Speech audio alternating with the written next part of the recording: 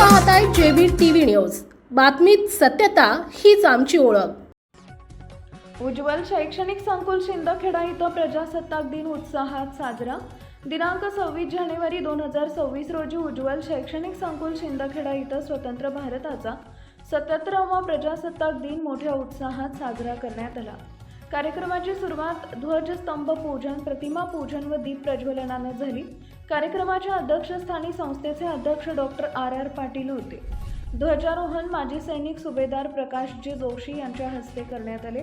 यावेळी दयाराम माळी, माजी पंचायत समिती सदस्य सुभाष माळी, माजी नगरसेवक भिला पाटील, हिरालाल जाधव व भाजपा शहर अध्यक्ष संजय कुमार महाजन आदी प्रमुख पाहुणे उपस्थित होते।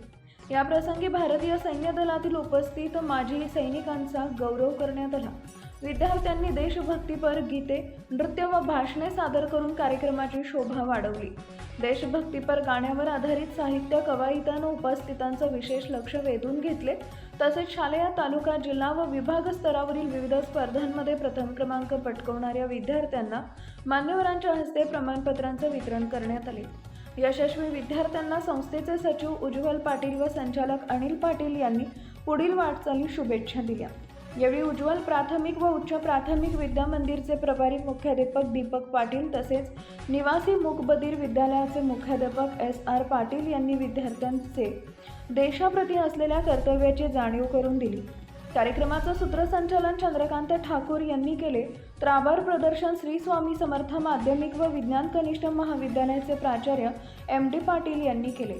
कार्यक्रमाच्या यशस्वी आयोजनासाठी सर्व शिक्षक व शिक्षकेतर कर्मचाऱ्यांनी विशेष परिश्रम घेतले।